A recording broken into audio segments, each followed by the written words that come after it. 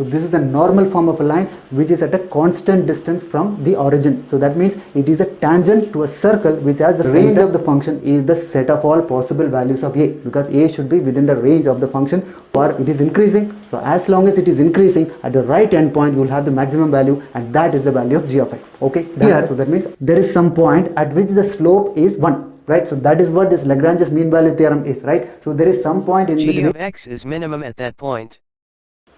No, not necessarily. Only the second derivative is positive. We know nothing about the first derivative. For a function to be minimum, the second.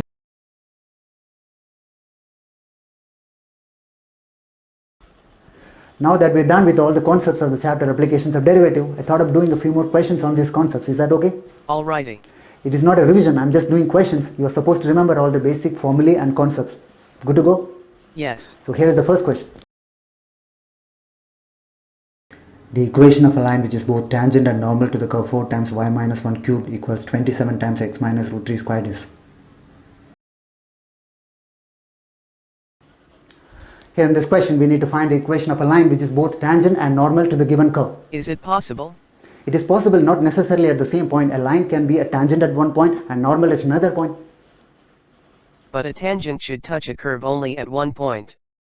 No, a tangent line need not touch a curve at only one point. It can touch the curve at more than one point like this, or it can touch at one point and intersect at another point, or it can just intersect like in the case of x cube at the point origin, or a line can be both tangent and normal to the curve at the same point. So all these are possible. In this question it's a very simple case, a line which is tangent at one point and normal at another point. We have to find the equation of that line. Alright, so let us find this equation. So we will first draw the tangent at one point. Which point? We don't know the point. Usually we take the point as x comma y and we'll write y in terms of x, because we don't want to deal with two variables. We want only in terms of one variable. Either you write y in terms of x or x in terms of y. But here this equation is a little complicated. Writing y in terms of x, so that is a little difficult. So what we will do is, let us first simplify the curve. Alright, so what we do is simply let us take the substitution. Let us take y minus 1, so that equals say capital Y. Okay, and then this x minus root 2, so that is taken as capital X. Alright, It's like shifting the origin. exactly, that's what we are trying to do. So we shift the origin to the point root 2 comma 1, so that the equation will become something easier to deal with. So when you do this substitution, the equation will become 4y cube equals 27 capital X squared. Alright, yes, now we can write y in terms of x. But if you write y in terms of x, again we will have a fractional power, right? X to the power 2 by 3. Just to avoid that, we will write both x and y in terms of a new parameter, something like the parametric equation, right? Yes, so x can be written in terms of a new parameter, say t.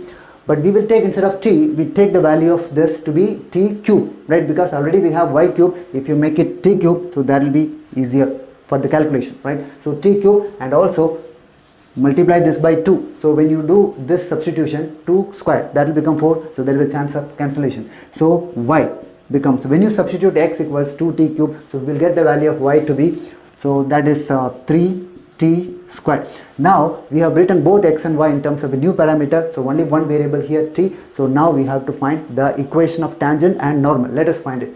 So the equation of the tangent, for that we need the slope of the tangent. So dy divided by dx, so that is the slope of the tangent, so that equals, so that has the formula, right? So dy divided by dt dx by dt, so this is the derivative of a function given in the parametric form. So dy by dt, so that is here 60 divided by, so 60 square, so that's it. So 1 divided by t. So this is the slope of the tangent to the curve at the point t. So what is meant by t? So this 2t cube comma 3t squared, that is the point at which we draw tangent which has slope 1 by t. Okay, now let us write the equation of tangent.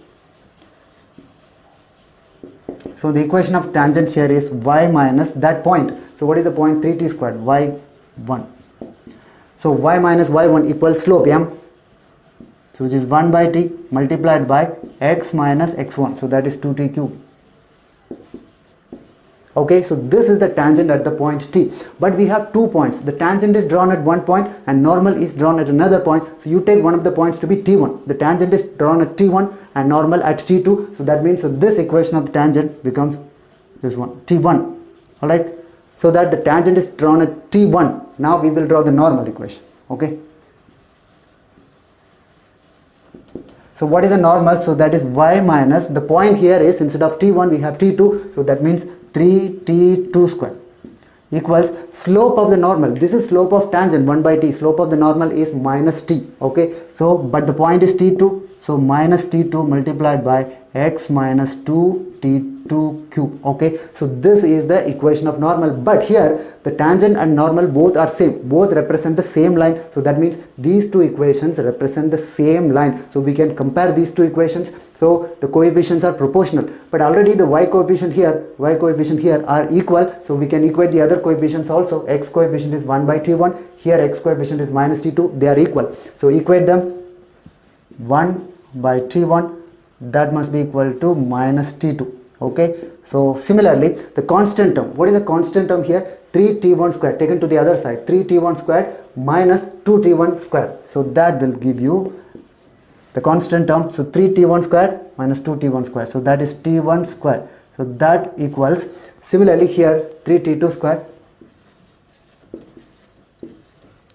plus 2t2 to the power 4. Now we've got two equations. Just solve these two equations to get the value of either t1 or t2. If you get the value of t1, you substitute here, or you can substitute t2 here. We will get our required equation of tangent. Alright, yes. Now we will substitute this value of t2 here in this equation. Let us substitute. So t2 here is minus 1 by t1. So that means, so the equation will become t1 square equals, so 3t2 square. So that means 3 divided by t1 square, and here plus 2 by t1 to the power 4. So this will be an equation in t1 power 6 minus 3 t1 square minus 2 equals 0. Alright, so this equation we have to solve to get the value of t1, but this is a 6th degree equation, right? Let us reduce it first. So let us take the value of t1 square to be a new variable, say u. So that will become u cube minus 3u minus 2 equals 0. Again, it is a cubic equation. Generally we don't have a method to solve cubic equations, but you should be able to guess one of these roots, right? If you guess one of the roots, the other roots can be easily found by dividing. So let us guess the root. See, the product of roots is this one, right? 2. So 2 is the product of roots, so the roots can be 1, 2. So mostly when you have a cubic equation or an equation of higher degree, okay, more than degree 2, the most of the times the equation will have roots something like 1, 2, minus 1, minus 2. So let us try. So does 1 satisfy this equation? 1 minus 3 minus 2. No, does not satisfy. Then you try with 2. 2 satisfies. So this is 8 minus 6 minus 2. 2 satisfies. That's all. So 2 is the value of u. So u is 2. But what is u? t1 square. So t1 square, so that is 2. So we get the value of t1. So that equals, so plus or minus square root of 2. We got two values of this t1 plus root 2 and minus root 2. Those values can be substituted here in this equation to get our required equations of tangents, right? Yes. Let us substitute this t1 here, which is root 2 or minus root 2. Anyway, the square is 2. So y minus 6. That equals plus or minus 1 by root 2. I have substituted both the values of t1 together, right? So t1 has two values, plus root 2 and minus root 2. And similarly here, x minus 2t1 cube. So that is 4 root 2.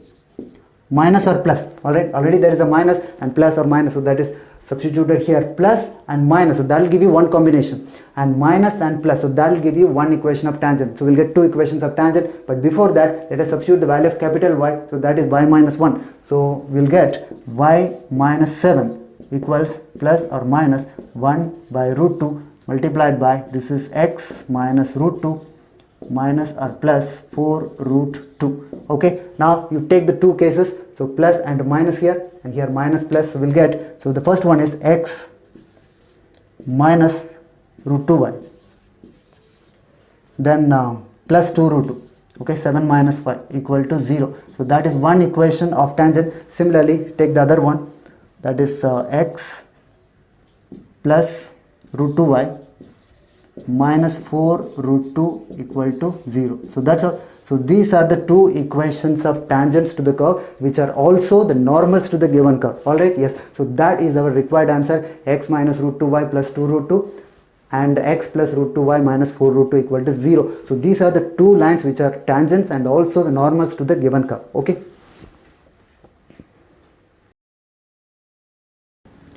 Any normal to the curve x equal to a sin theta minus a theta cos theta, y equal to a cos theta plus a theta sin theta is a tangent to the circle whose equation is. Here in this question we are given a curve which is in the parametric form. We draw normals to this curve.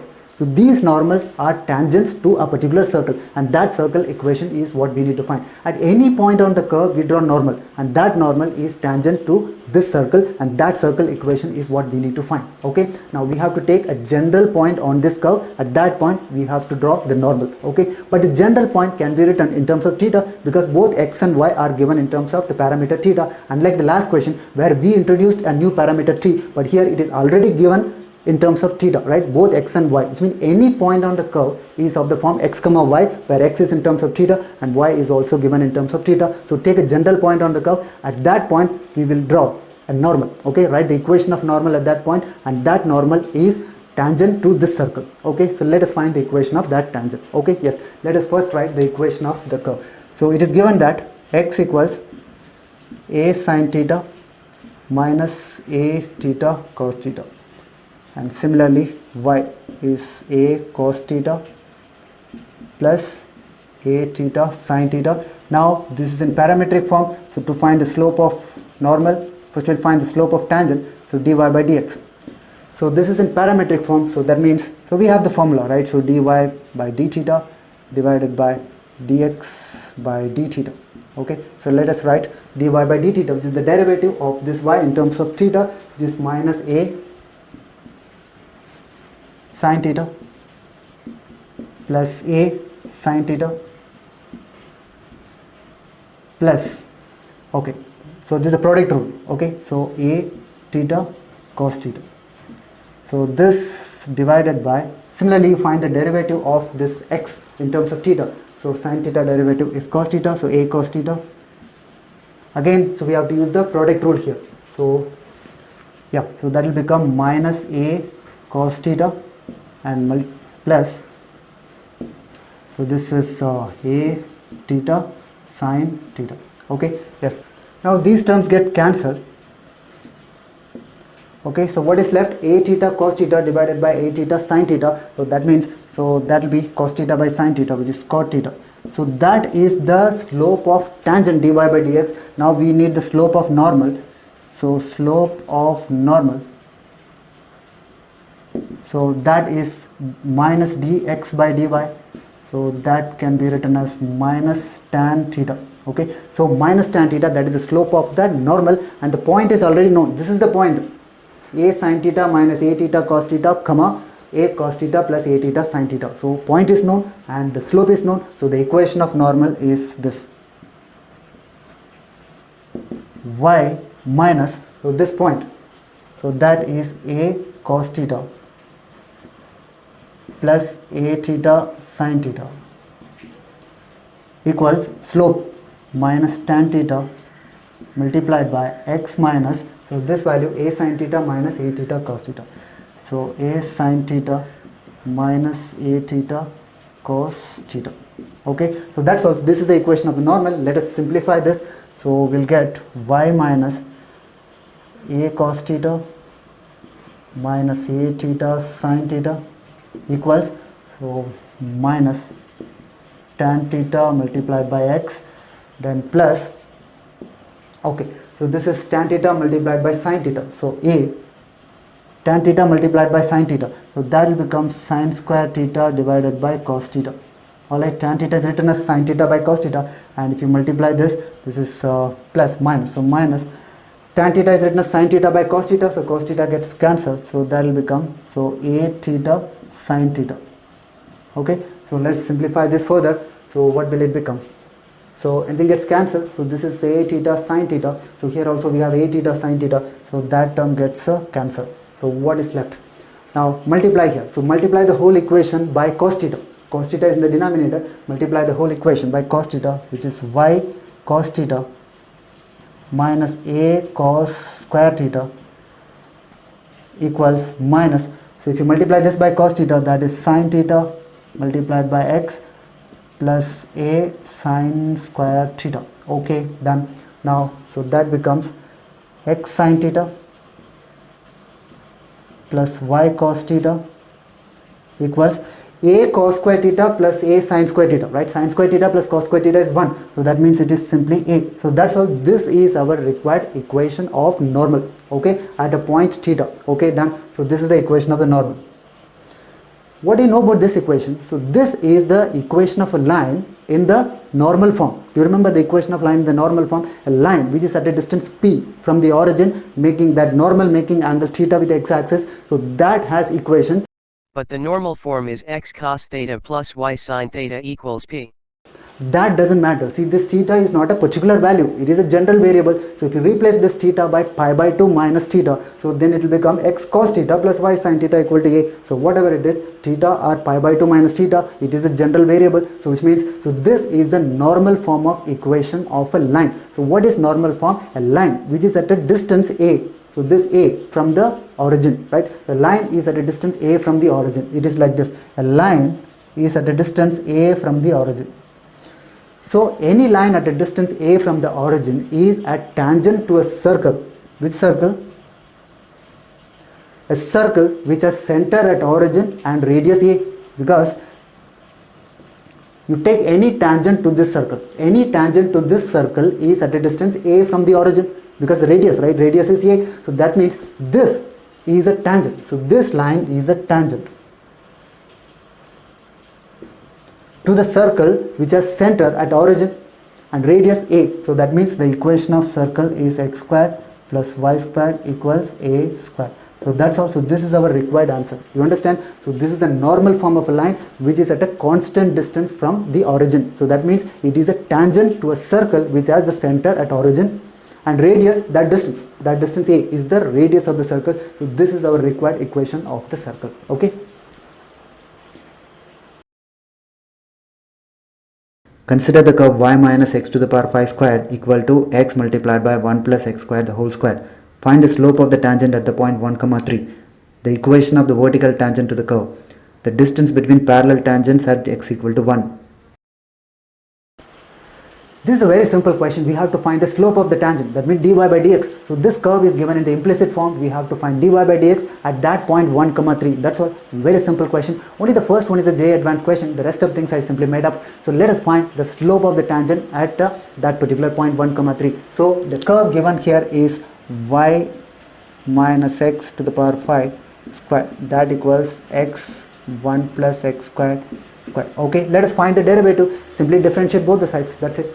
So 2 multiplied by y minus x to the power 5 multiplied by the derivative of this, right, chain rule, that is dy by dx minus 5x to the power 4. So that equals the derivative of the right hand side. So we have to use the product rule. So x multiplied by the derivative of this and then this multiplied by the derivative of x. So what will you get? So this 1 plus x squared plus x multiplied by the derivative of this is 2 1 plus x squared multiplied by 2x. Okay, so that is the derivative of the given function. We've differentiated both the sides, but what we want is the value of dy by dx. So let us find dy by dx, but only at that point 1, 3 we need the slope. So substitute x1 y3 directly. Okay, so we will get 2 multiplied by, so y is 3, so 3 minus 1 is 2 multiplied by, so dy by dx minus 5. That equals, this is 1 plus 1 2 squared, so that is 4 plus, so x is 1 again, so this is 2 multiplied by 1 plus 1 2 times 2, so that is 4. Okay, so that's all. So this will give you the value of dy by dx. So that equals, so this is 4 plus 8, so that is 12. 12 divided by 4 is 3 plus 5 8. That's all. So that is our required answer. So this 8 is the required slope. Dy by dx is the slope of the tangent, which is 8 at that point. Okay, done. So that is the answer to the first question. Okay, so very simple. Simply you find the derivative dy by dx and substitute that point. That's it. Okay, now we have to find the next. So in the next case we have a tangent which is vertical. What is a vertical tangent? A line which is parallel to y-axis. Okay, y-axis is vertical. So line which is parallel to y-axis, so that has slope tending to infinity, right? The slope of y-axis is tending to infinity. That means the derivative dy by dx tends to infinity, or dx by dy, that is 0. Okay, so anyway, so the derivative becomes infinity. So when will the derivative become infinity? So dy by dx becomes infinity when the denominator is 0, right? When the denominator is 0, only then it tends to infinity. So let us find dy by dx and equate the denominator to 0. But what will be the denominator of dy by dx? So this is the coefficient of y, dy by dx, right? Y minus x to the power 5. So that will come in the denominator. So this value will become 0. Only then the whole value will tend to infinity. So that means y minus x to the power 5 equals 0. Do you understand? So I'm not writing dy by dx separately because we know that, right? This will come in the denominator and that should become 0. So that's it. Y minus x to the power 5 is 0, and that value can be substituted in the first equation. Okay, substitute this in the first equation. The given equation is y minus x to the power 5 squared. So that means 0. Okay, 0 squared. So that equals, so this value x multiplied by 1 plus x squared squared. So this cannot be 0. The only possibility is x equals 0. So that's all. That is our required equation of the vertical tangent, because x equal to 0 itself is a line which has slope tending to infinity, because that is y-axis itself, right? That is the equation of y-axis. So that means y-axis is our required equation of tangent which has slope tending to infinity. That means the vertical tangent. Okay, done. So that is the answer to the second question. Done. Okay, now the next one, third question. So here we only are given the value of x. So x equals 1. The point is not given, only the x coordinate of the point is given. But when x is 1, what is the value of y? It is already given in the question, right? So 1, 3, when x is 1, y is 3. So that means the point is known 1, 3. But when x is 1, y is 3. But is that the only value of y? So y is 3 definitely. When x is 1, y can be 3. But is that the only value of 3? That we are not sure of. Okay, let us find the value of y. When x is 1, substitute the value of x 1 in the given equation. So that will become y minus 1 squared. So that equals x is 1. So 1 multiplied by 2 squared, 4. So that means y minus 1 equals plus or minus 2. So y has now two values, 3 and minus 1. So this value of 3 is what is given in the first question. Okay, 1, 3. But there is also another point, 1, minus 1. So which has the same x coordinate 1. Okay, so there are 2 points now, which is 1, 3, and there is another point 1, minus 1. Both the points have the same axis of 1. Okay, now we have to write the equation of tangent at this point and this point and find the distance between them. That means we understand that these two tangents must be parallel. Only then we can find the distance. Are they parallel? What is the slope in this case? In both these cases, what is the slope? Dy by dx. So that is 8 only, no? That we have already found. Dy by dx is 8. Whether y is 3 or minus 1, it doesn't matter, because the slope depends only on x, because y minus x to the power 5 can be written in terms of x. Okay, so that means the slope of the tangent depends only on the x coordinate. So when x coordinate is 1 fixed, that means the slope will be same in both the cases. So slope is known, point is known, we can write the equation of the tangent. So the first tangent is y minus 1, y minus 3, just y minus 3 equals slope 8 into x minus 1, and another tangent which is this one, y plus 1 equals 8 multiplied by x minus 1. So write the equation of the line here. So 8x minus y, okay, and then so this is minus 8 plus 3, so this is minus 5 equal to 0, and the next equation is 8x minus y, so minus 8 minus 1 minus 9 equals 0. So these two are parallel lines. We can find the distance between parallel lines using the formula, right? So what is the formula? C1 minus C2 divided by root a squared plus b squared. So the distance is C1 minus C2. So this is 5 or minus 5 minus 9. So this is 9 minus 5 divided by square root of this a squared plus b squared. So that is 8 squared plus 1 squared. So that will give you our required answer. This is 4 divided by, so this is 64 plus 1. So square root of 65. That's also, that is the distance between the two tangents having the same slope 8, having the same x coordinate 1. Okay, so that is the answer to the third question. Okay, so that's it. The equation ax cube minus modulus of log modulus of x plus 1 equal to 0 has 4 solutions, then the value of a can be. Here we have an equation which is given to have 4 solutions. Using that we have to find the values of the parameter a. Alright, let's find it. Now for convenience we will write the equation in this form: log of modulus of x, again modulus, so that equals ax cube plus 1. So this is the given equation, so which has 4 solutions. But this equation contains 2 types of functions. One is a simple algebraic function, right? Ax cube plus 1, that is an algebraic function, and the other one is a logarithmic function. When you have an equation containing two different types of function, like a combination of algebraic and exponential function, logarithmic and trigonometric function, so these combinations, generally we don't have a method to solve equations of this type, alright? So we use two different methods, alright? One is using the extreme values, right, maximum minimum values, but that method cannot be used here. So the second method is the graph, right? We have to use the graph to find the solutions of equation of this type, alright? Yes. Now let us consider these two sides to be two different functions. Like one function is y equals the left hand side, which is log modulus of x, okay, and then the other function is y equal to the right hand side function, which is ax cube plus 1. So we will draw this function separately, okay? You draw this graph, and similarly you draw this graph. Now when you want a solution, that means when these two are equal, so that's what is given in the question. So that means when these two functions are equal, that is when the two curves intersect. Do you understand? When the two curves intersect, we have a solution. So that means, so let us draw the curve, and let's draw the curve of this function also, then find the number of intersections. That will give you the number of solutions. Alright, so let us find the number of intersections. Let us draw this graph.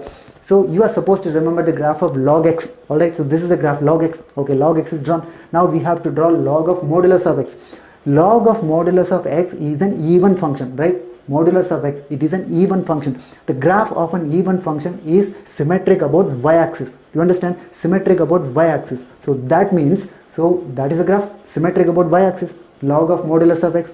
Now again we have to take the modulus of the whole thing. So that means the negative part gets reflected on the x-axis. So the negative value becomes positive. So that is the meaning of modulus. So this is the graph of modulus log modulus x. We start with log x and log modulus of x symmetric about y-axis and modulus of the whole thing. So that is the reflection of the negative part on the x-axis. Okay, done. So we have drawn the left hand side function. Okay, now let us draw this ax cube plus 1. But we don't know the value of a, right? So let us take the value of a to be 1 for the time being. Just we'll draw x cube. We'll start with x cube. So x cube graph we are supposed to remember. So x cube curve is this. Okay, x cube. Now plus 1. So when you add a constant with a function, that means it gets shifted along y-axis, right? It is lifted up by 1 unit. So this is the graph. Alright. Okay, now we will vary the value of a. If you decrease the value of a or increase the value of a, so the shape of the curve changes, right? It gets narrower, right? As you increase the value of k, so it increases rapidly. So that means it gets narrower, right? When you decrease the value of a, so that gets broadened, right? So that means, so the value of a decides, okay, so how fast the function increases, right? So yes, now we want totally 4 solutions, but this function already has 3 solutions, right? 2 intersections, and there is also another intersection. 3 intersections are already there, but we need one more common point. Okay, suppose you decrease the value of a, so the function becomes like this. So when these two curves touch each other at a particular point, that is when we have exactly 4 solutions, because already we have 3 solutions, we need one more solution. So that means the 2 curves should touch at a point, so we have 4 solutions. So further, if you decrease the value of a, that will have more than 4 solutions, right? 5 solutions. So we don't want that. We want exactly 4 solutions. That means it will happen only when these 2 curves touch at a point like this. Now we have exactly 4 solutions. Do you understand? So the condition is simply this: the 2 curves touch each other at a particular point. So what will happen when 2 curves touch each other? At that point, if you draw tangent to one of the curves, it is also a tangent to the other curve, right? So there is a common tangent. So tangent to one curve is also tangent to the other curve at that point. Okay, that means the slope of the tangent, which means the derivative of one function, is same as the derivative of the other function at that point. Okay, let us find the derivative of the first function. Okay, let us find dy by dx. But remember, for finding dy by dx, we will not consider all this modulus and all, because that branch of the curve, the x value is positive and log x is also positive. There is no need of any modulus here. Simply log x is the function. So log x has derivative 1 divided by x. Do you understand? So because all these values are positive, there is no need of any modulus. Okay, so dy by dx is 1 by x. Okay, now let us find dy by dx for this curve also. So dy by dx, that equals 3ax square. But as per the given condition, so these two values must be equal. So let us equate them. So here 1 by x, so that must be equal to 3ax squared here, not cube.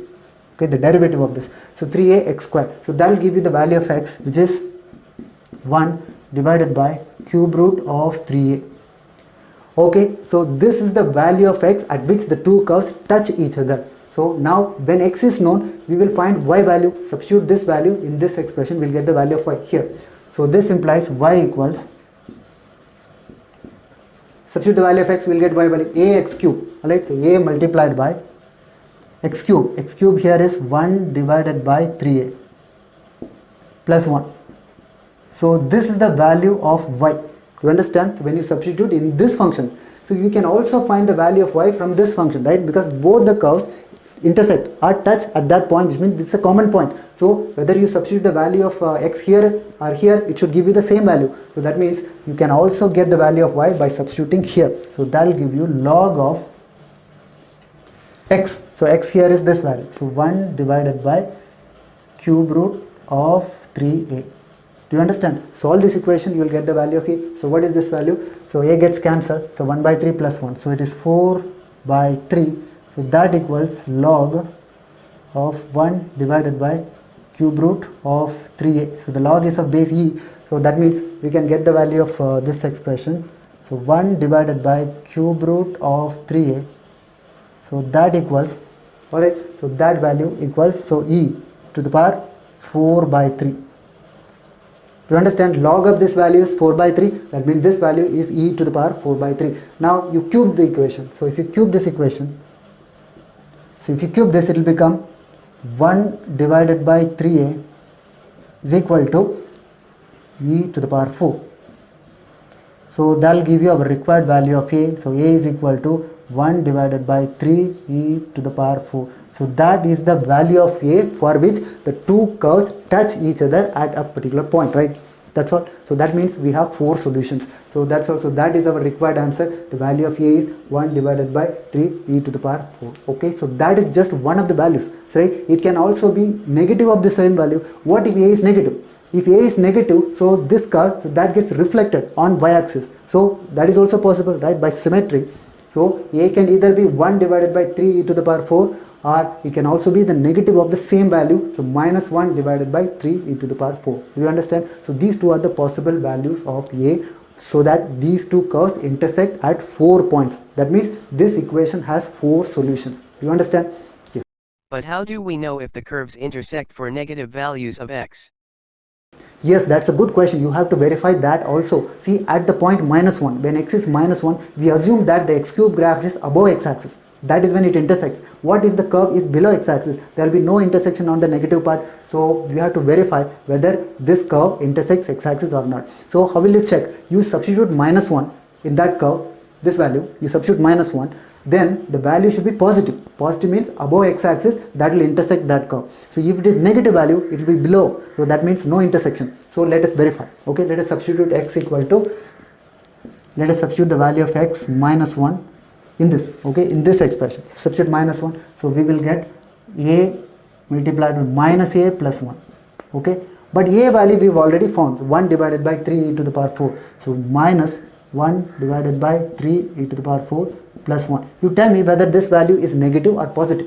So this value is positive because this value is very small, right? So 1 minus this value is less than 1. So 1 minus this is a positive value. So this value is positive. So that means we understand that the graph of this function is above x-axis when x is minus 1. That means it intersects the curve. You understand? Okay, so you have to verify that fact. Yes.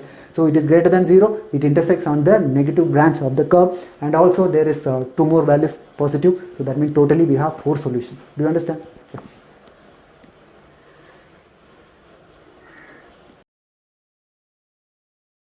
The equation e to the power 2x minus ax cubed equal to 0 has at least one solution. The range of values of a is. This question is similar to the last question. We are going to use the same method that we used in the last case, but we will do this question by more than one method. So the first method here is similar to the last one. See, e to the power 2x, so that is given to be equal to ax cube. Okay, so that means let's consider them to be two different functions, and y equal to ax cube. But these two are equal here in this question. That means, so you have to draw this curve and draw this curve and then find the number of points of intersection, and that is the number of solutions. Do you understand? So let us draw this. Alright, so let us draw this. So y equal to e to the power 2x. So that graph we are supposed to remember. So e to the power 2x. Okay, done. Now x cube curve. Suppose a is 1. So it is x cube graph, right? X cube curve. Now if you increase the value of a or decrease the value of a, so it gets narrower or broader. You understand? So if you vary the values of a, so the shape of the curve changes. But we want a solution, which means there should be an intersection. So when will there be an intersection? When the curve is like this, there is no intersection, right? And then if it is like, there will be two intersections, and now we have to find that point where it has just one solution. When these two curves touch each other, that is when there will be only one solution. But if you further decrease the value of a, there will be no solution. If you increase the value of a, there will be two solutions. So we want that point where it has one solution. That means the two curves touch each other at that point. So that is the limiting point. Okay, so anything less than that, no solution. More than that, there will be two solutions. Do you understand? Yes. Now when these two curves touch each other at that point, so the tangent to one of the curves is also tangent to the other curve, right? Because these two curves touch each other. So that means the derivative dy by dx of the first curve, okay, so that equals, so 2e to the power 2x. That is also equal to the derivative of the second function, because the tangent is common. So the slope of the tangent is same in both the cases, right? So let us find the derivative here. So that is equal to, so 3ax square. Do you understand? So derivatives are equal. Not only that, the point is also common. The point, that point of contact is on the first curve and also on the second curve. That means e to the power 2x is equal to ax cube, right? So that can be substituted here. So this implies 2 e to the power 2x is same as ax cube, because the point is also same, okay, the same point. At the same point we are drawing tangents, so they have the same slope. The tangents have the same slope, and also the point is also common. So that is equal to 3ax square. Okay, so this will give you x value. So x is not 0 at that point, x is not 0, so x here is equal to 3 divided by 2. So this is the point, the x coordinate of the point at which these two curves touch each other. So we found x value, let us find y value. Okay, so find y value. So how to find y value? Substitute here, we'll get y value. So y is equal to e to the power 3. You understand? So substitute x equal to 3 by 2. And the y value of this function, that will be same, right? So a x cube is 27 divided by 8. That will give you the required value of a, right? So that's all. So that will give you the value of a. So that is 8e cube divided by 27. So this is the value of a for which the intersection, there will be only one intersection. That means the two curves touch each other. But this need not be the exact value of a. We just want solution. That means if you further increase the value of a, so there will be more than one solution. That means this is the minimum value of a for which we have at least one solution. Okay, done. So that is the answer. But this is only for the positive values. What if a is negative? See, if the value of a is negative, so that is negative x cube. That means the graph will be like this. That will always have a solution, whatever is the value of a. The moment a is negative, so that means it will always have a solution. That means a can be any negative value, and for positive value, the value of a must be greater than this. Okay, so that means our required value of a can be any negative value. That means minus infinity to 0. So it can be any negative value. And also union, this is the minimum value. When a is positive, this has to be the minimum value. So that is 8e cube divided by 27 to infinity. Okay, so that's also, this is the set of all values of a for which we have at least one solution. Do you understand? Simple. We draw the graph of this and graph of this, and you find the number of points of intersection. Okay, so if there is at least one intersection, there will be at least one solution. All right, so that is one of the methods of solving this question. Okay, now we'll also do this question by another method. Okay, so what we do is, so it is given in the question that e to the power 2x equals ax cube. Okay, now what you do, so you take this e to the power 2x divide by x cube, so that is equal to a. Take f of x equal to this function, e to the power 2x divided by x cube. So the whole function is taken as f of x. Okay, now that is equal to a. So what are the possible values of this expression? That should be the value of a. Do you understand? So that means we simply have to find the range of the function. That's all. So the range of the function is the possible values of a. Do you understand? Suppose a is within the range, there will be solution. So a is outside the range, there will be no solution. That means you have to find the range of the function. That's all. How to find the range? You have to find the minimum, maximum, all these things. So this tends to infinity, right? So as x tends to infinity, this tends to infinity. So maximum value is infinity. But what about the minimum value? Let us find the minimum value. For that, our usual method of finding the derivative. So let us find the derivative. So this is x cube. This is x cube multiplied by 2e to the power 2x minus, and then e to the power 2x multiplied by 3x square. Okay, so that's all. So that should be equated to 0. Okay, so if you equate this to 0, what will you get? So if you divide by this x square, so e to the power 2x we can take common, and then x square also can be taken out. So this is 2x minus 3 equal to 0. So that will give you the value of x. So that is 3 divided by 2. X cannot be 0. So x equal to 3 by 2. Okay, so that's all. We got the value of x. This is the point at which the function attains minimum value. Minimum value, remember, not maximum value, because when x is less than 3 by 2, this value is negative. When x is greater than 3 by 2, this is positive, negative to positive. So when the derivative changes from negative to positive, so it is the minimum value. I am not finding the second derivative to check whether it is minimum or maximum. It is very simple if you use the first derivative test. So less than this value, negative. Greater than this value, positive. So that means negative to positive. That means it is a minimum value at the point 3 by 2. So that means, so substitute 3 by 2, whatever you get, that is the minimum value. So the minimum value is equal to f of 3 by 2. So what is f of 3 by 2? So here you substitute e to the power 3 divided by x cube. X cube is 27 divided by 8. So that means 8 divided by 27. So this is the minimum value of the function. That means what is the range of this function? 8e cubed by 27 to infinity. No, not necessarily. This is only the local minimum, not necessarily the absolute minimum value of the function, because by derivative method whatever we find can only be the local minimum, or sometimes it may be the absolute minimum value, but we are not sure. See, this is only the local minimum. So to get an idea of the exact minimum value of the function, you have to draw the graph of the function. Alright, let us draw this. See, so let us take the value. So this is the minimum value, the local minimum at least, at the point 3 by 2. Okay, now what is the value of the function? So when x tends to 0, but from the right.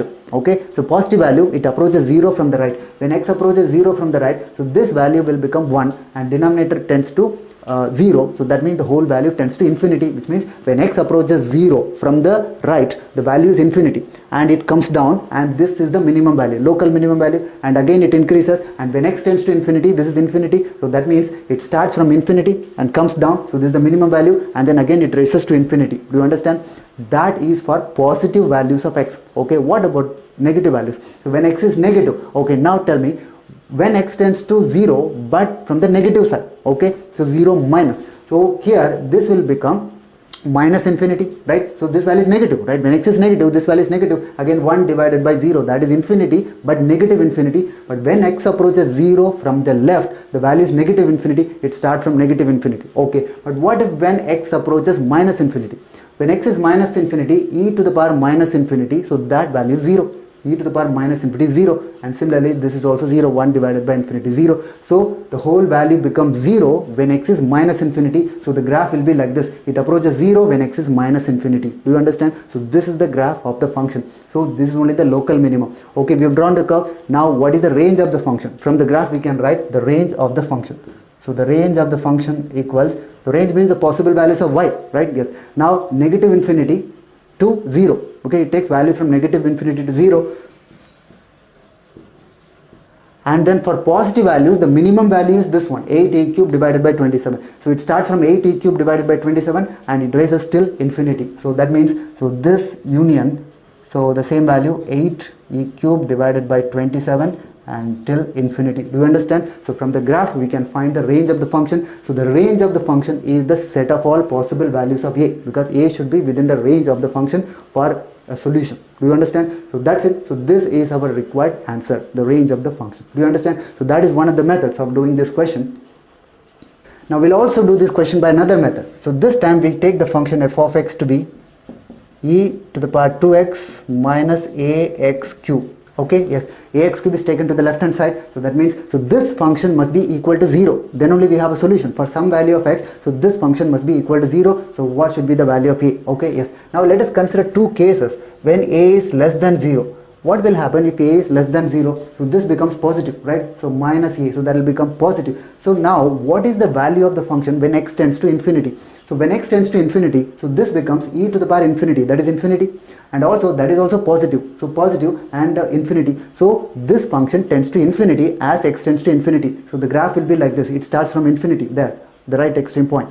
Now when x is negative, right, negative infinity, if x is negative infinity, e to the power minus infinity, that is 0, and also and here minus infinity, so that will be negative infinity. Do you understand? So this becomes 0, that is negative, because so we have taken a to be negative, so this becomes positive, this is a positive value and that is negative infinity. So x tends to infinity, so this becomes infinity, and x is minus infinity and this is minus infinity. So it is a continuous function. If you join this, we get a graph like this. We don't know the exact shape of the curve, so it may be something like this, but because it is a continuous function, definitely the curve will intersect the x-axis at one point at least. So there will be a solution always. So when a is less than 0, we will always have a solution. Maybe 1 or 2, doesn't matter. We will definitely have one solution at least. Do you understand? So when a is negative, so it starts from negative infinity to positive infinity. So that means there will be an intersection with x-axis at least at one point. Do you understand? That means at least one solution exists here.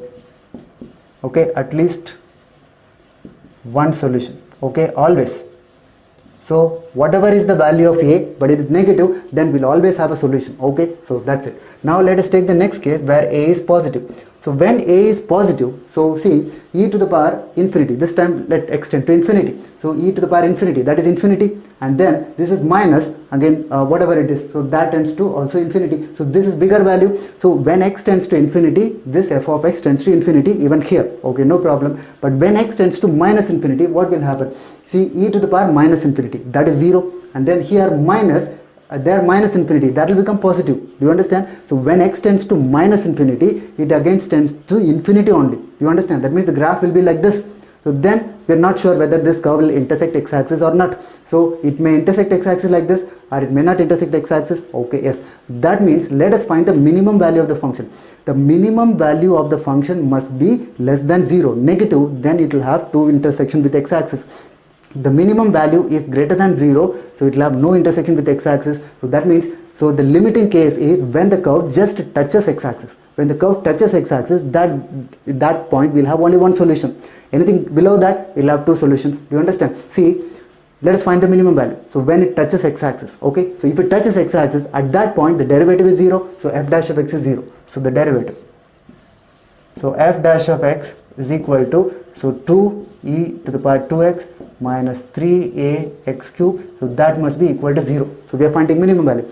But because the curve touches x-axis, at that point the value of the function is also 0, which means f of x is also 0. So e to the power 2x is equal to ax cube. So that can also be substituted. So 2ax cube minus 3ax cube, so that is also 0. This will give you the value of x to be, so value of x here is 3 divided by 2. So this is the value of x at which the function attains minimum value, but that minimum value must be less than or equal to 0. If the minimum value is greater than or equal to 0, no intersection, no solution. So this value f of 3 by 2, this minimum value f of 3 by 2, so that value must be less than or equal to 0. Okay, let us find f of 3 by 2, which is e to the power 3 minus a multiplied by x cube. X cube is 27 divided by 4. So this value must be less than or equal to 0. That will give you the value of a. A is greater than or equal to, sorry, this is 8, 2 cube.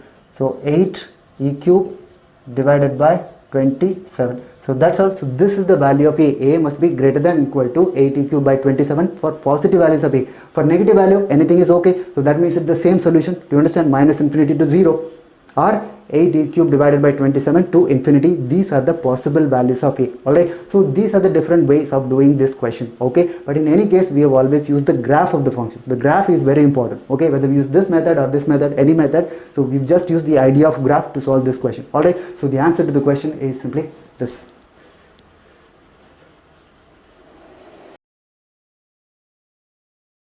The functions f of x and g of x satisfy the conditions g of x equal to f of 2 sin squared x plus f of cos 2x and f double dash of x greater than 0 for all x. The interval in which g of x is increasing can be. here some relation between the functions f of x and g of x is given and some condition is satisfied by the function f of x. We have to find the interval in which the function g of x is increasing. So let us find it. See, the function g of x is given in terms of f of x, right? So f of 2 sine square x plus f of cos 2x.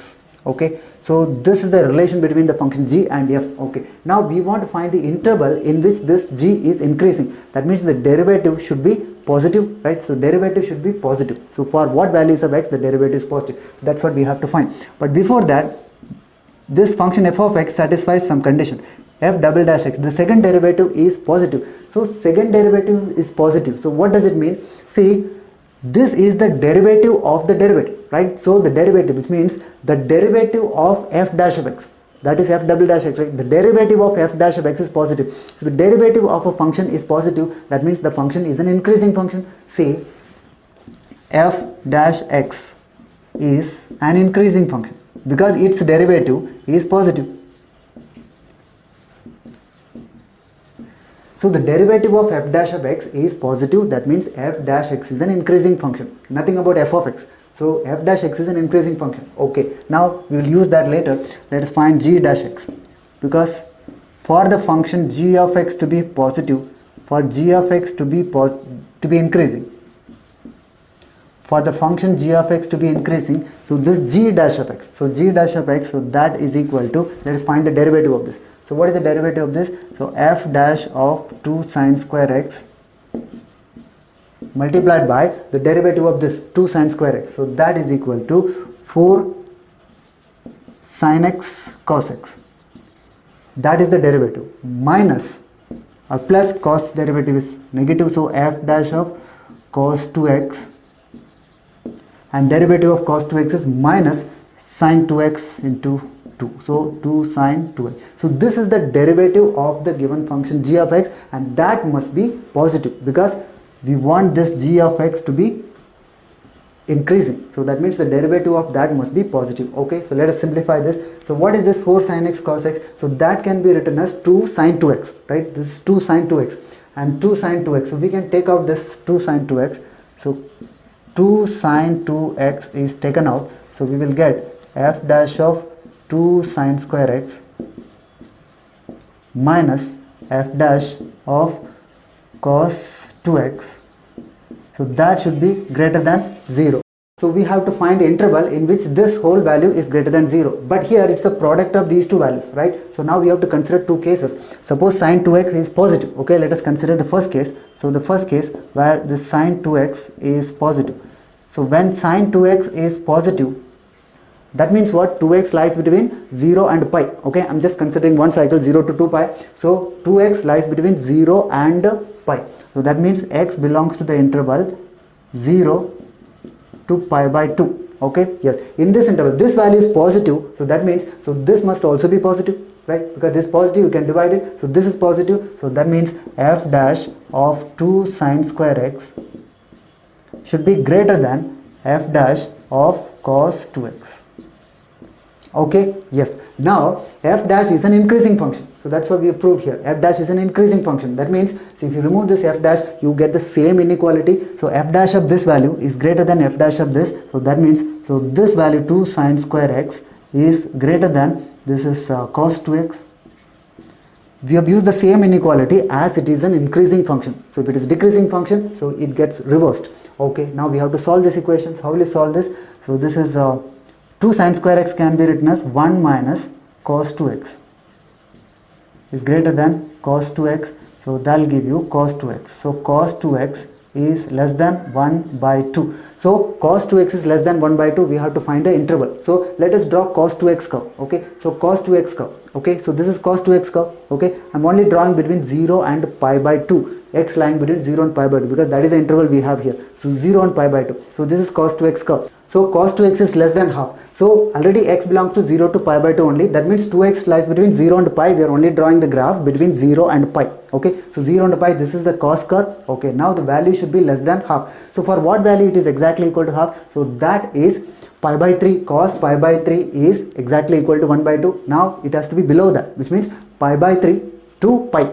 Okay, so pi by 3 to pi, so that is the range of cos 2x, but we want the range of x, so just divide by 2. Okay, yes, that's all. So cos 2x is less than half, so that implies, so 2x belongs to the interval, so pi by 3 to, so the maximal is pi only here, so pi by 3 to pi.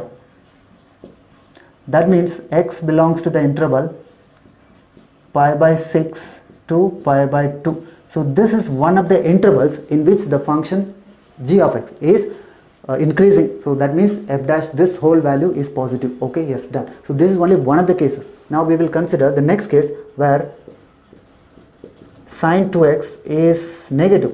When sine 2x is negative, so x, so 2x lies between pi and 2 pi. That means x lies in the interval pi by 2 to pi.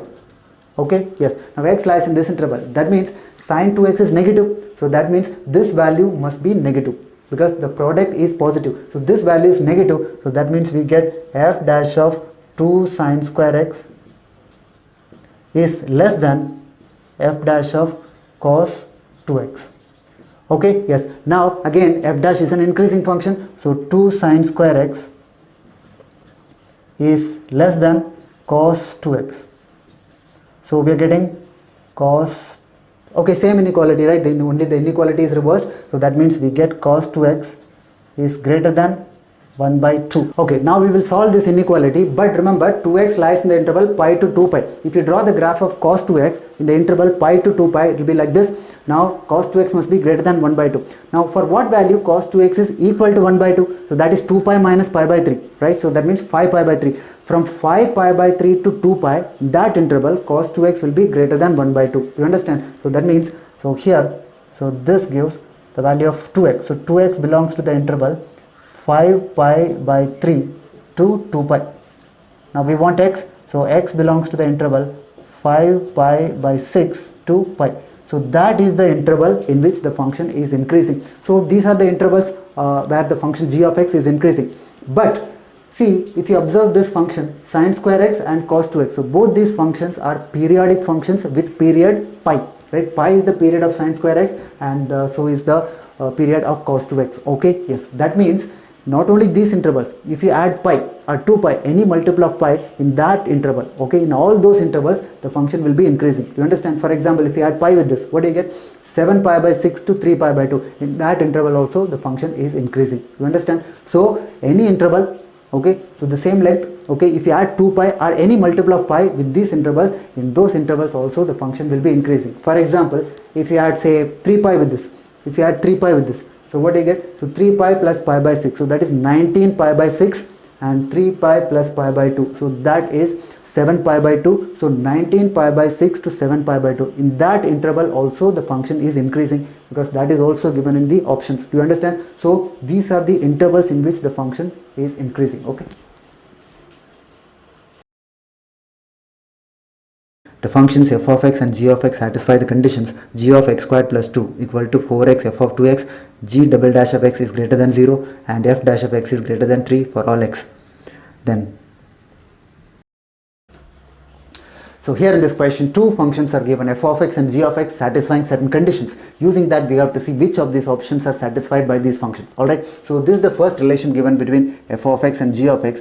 So it is given that g of x squared plus 2, so that equals 4x multiplied by f of 2x. So this is the relation satisfied for any value of x. Alright, g and f are related by this relation. Okay, now what you do, so you replace this x by minus x because x is a general variable, so you can replace x by anything. I'm replacing this x by minus x. You will get another equation. So this will remain the same, so x squared plus 2 and that equals minus 4x f of minus 2x. Alright, so now we've got two equations. Now the left hand side here and here are equal, so we can equate the right hand side also. Yes, now that becomes, so 4x f of 2x. Alright, that equals minus 4x f of minus 2x. Now we've got this relation f of 2x equals minus f of minus 2x. Alright, so this is the relation satisfied by this function f of x. But you see, f of x, x or 2x doesn't matter, right? F of x equals minus of f of minus x. So that is the condition satisfied by an odd function, right? So f of x equals minus of f of minus x. It is an odd function, so f is an odd function. So it is a continuous differentiable odd function. So that means what is the value of f of 0? For an odd function, f of 0 must be equal to 0. Alright, yes. Or we can simply substitute here, f of 0 equals minus of f of 0. So that means f of 0 must be equal to 0. So this is one value we've got, right? F of 0 equal to 0. Now to get that relation, what you do? We use this Lagrange's mean value theorem. Alright, what is Lagrange's mean value theorem? F of x minus f of 0 divided by x minus 0. I am taking the interval 0 to x. So x is a variable, but still 0 to x is taken as the interval. So f of x minus f of 0 divided by x minus 0. So that must be equal to f dash of c for some value of c lying between the 0 and x. Alright, yes. So this is the derivative of the function at the point c. But it is given that the derivative of the function f is always greater than 3. So that means f dash of c is also greater than 3.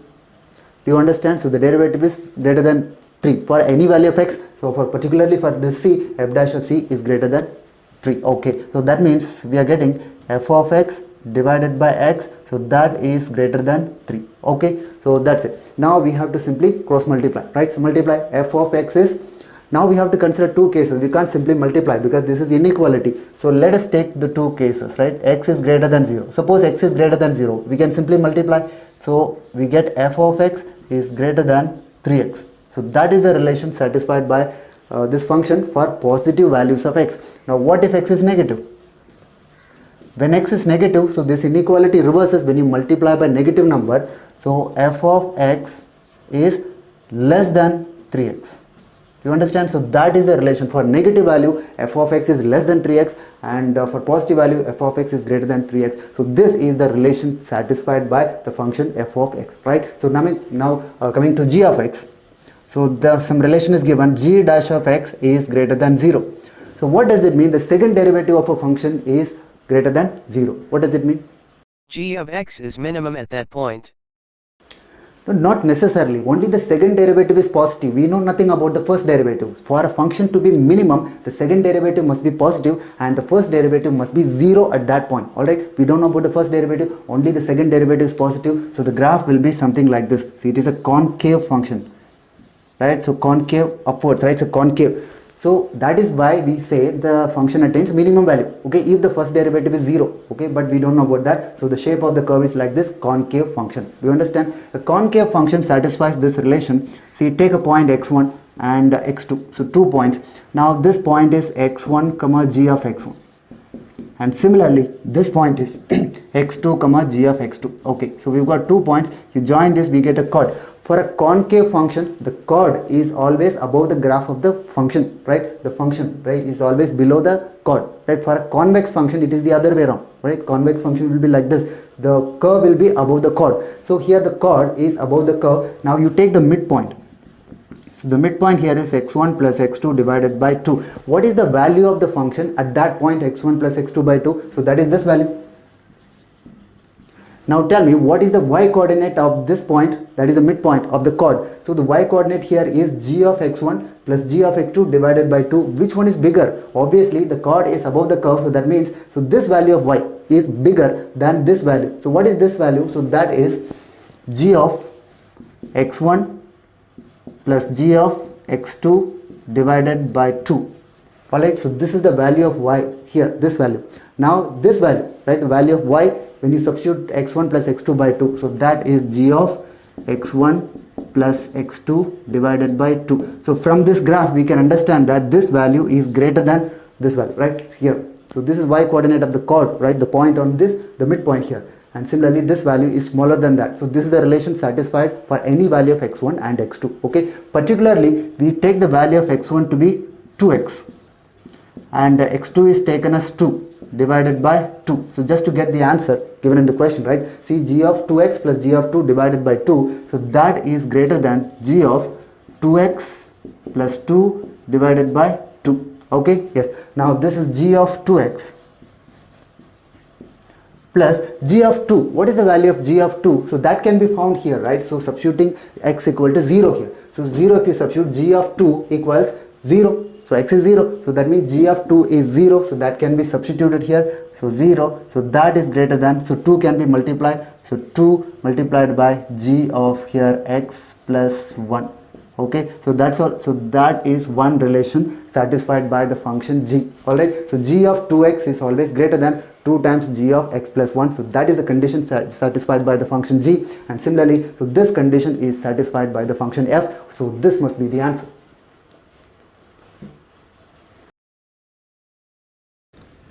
The function f from R to R is a twice differentiable function such that f double dash of x is greater than 0 for all x belonging to R, and f of 1 by 2 is 1 by 2, f of 1 is 1, then here the second derivative of a function is given to be greater than 0 for all values of x. Using that, we have to find f dash of 1. Alright, yes, at least the range of this f dash of 1 we have to find. So let us find it. Okay, yes. Now simply we can use this idea of Lagrange's mean value theorem in the interval 1 by 2 to 1, because those are the values given in the question. See, we know that by Lagrange's mean value theorem, f of 1 minus f of 1 by 2 divided by 1 minus 1 by 2. Alright, so that is equal to f dash of c for some value of c lying between, so c belongs to the interval 1 by 2 to 1. Okay, for some value of c lying in the interval, so this value is equal to the derivative at that point c. Okay, now this value is given, f of 1, so that is 1. So 1 minus, so f of 1 by 2 is also given 1 by 2, so divided by, so this is 1 by 2, so that equals f dash of c. So that means f dash of c is equal to 1. So we've got the derivative of the function at the point c. Okay, now what is the meaning of f double dash of x equal to or is greater than 0? So what is the meaning of f double dash of x greater than 0? So as we have already discussed, so this means the derivative of the function f dash of x is positive. So that means f dash x is an increasing function. F dash x is an increasing function. So because the derivative of f dash of x is greater than 0, derivative of f dash of x is f double dash x, which is positive. That means f dash x is an increasing function, but we have taken c in the interval 1 by 2 to 1. That means c 1 is greater than c. So 1 is greater than c, and f dash is an increasing function, so f dash of 1 must be greater than f dash of c, because same inequality as it is an increasing function. So f dash of 1 is greater than f dash of c, but this value is what we have found here, 1. So that means f dash of 1, so that is greater than 1. So that's all. So that is our required answer. Very simple. F dash of 1 should be always greater than 1. We simply use the idea of mean value theorem, nothing else. Okay, yes. We can also do this question by another method. See, it is given that, so just making use of the graph, right? See, given that f of 1 by 2, so that is 1 by 2. Okay, here at 1 by 2 it is 1 by 2, and f of 1 is 1. So that means this line is y equal to x, right, making angle 45 degree, right? The slope of the line is 1. Okay, now this is the curve. So I've drawn like this because it is given that f double dash of x is greater than 0. So that means it is a concave curve, right? Concave. So concave means the shape is like this. Okay, so this is the concave curve. Okay, now, so this is the point 1. Okay, so this is the point 1 by 2. Now what is the slope of this line? So the slope of this line is 1, because this is the line. So 1 by 2 comma 1 by 2, 1 comma 1. Slope of the line is 1. Now, so here there is some point at which the slope is 1, right? So that is what this Lagrange's mean value theorem is, right? So there is some point in between, so where we have the slope 1. Okay, so that means what is the slope at this point? Obviously that is greater than 0, right? Greater than 1, right? Because this slope itself is 1. Now this slope is more than that. So the slope of the function at the point 1 is greater than 1. So directly we can write the slope of the function at the point 1 is greater than 1, because this itself is the slope of the line, which is 1. But this slope is more than that. So f dash of 1 must be greater than 1. So this way also we can conclude, but essentially both are the same methods only. But here we have directly written using the graph, but here we have used the proper Lagrange's mean value theorem. Is that okay? Yes. So anyway, the answer is f dash of 1, that is greater than 1. Okay.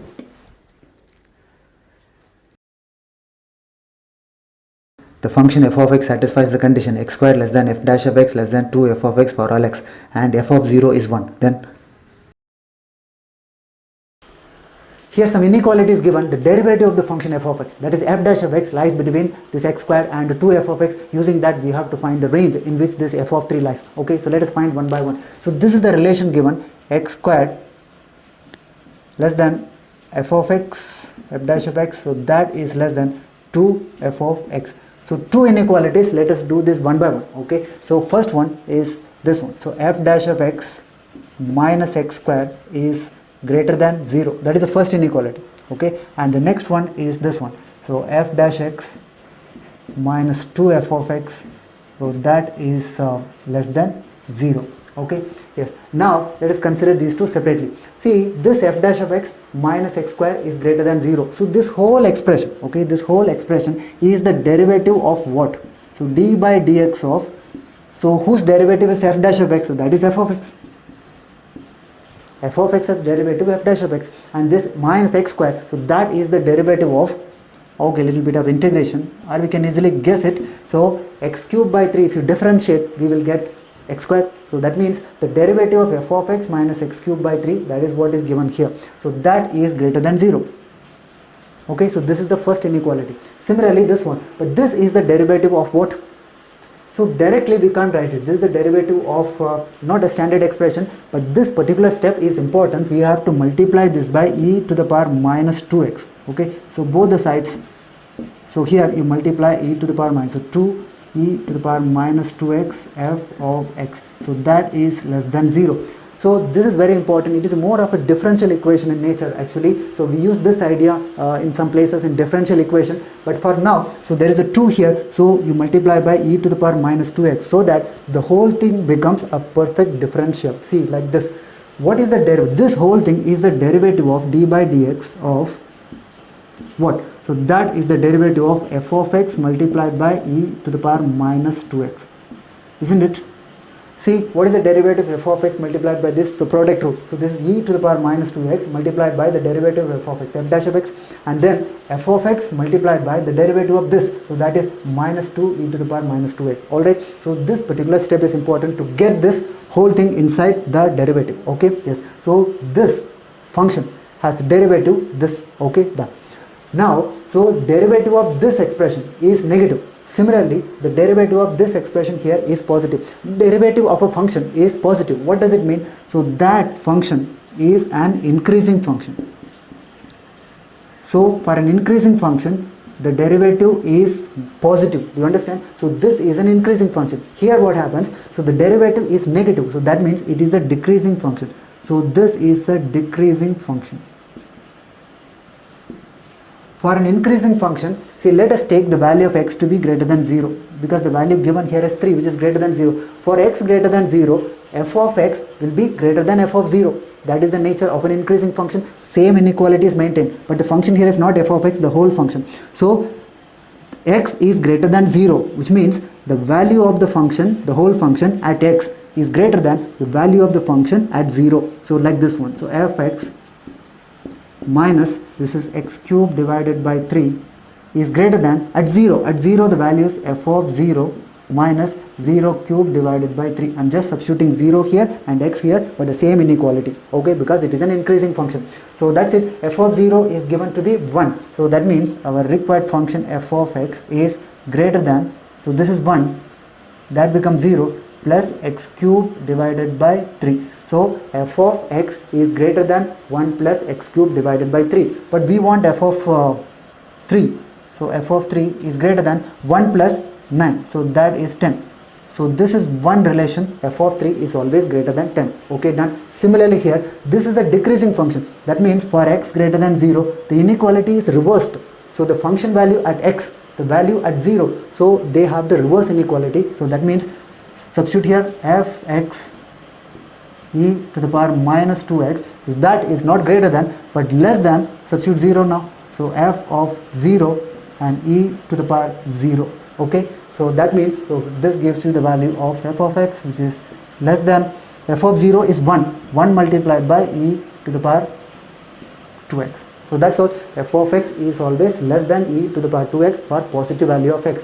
So that means our f of 3 is less than, substitute 3, e to the power 6. So that's all. So this is one relation. So f of 3 must be less than e to the power 6, and also f of 3 is greater than 10.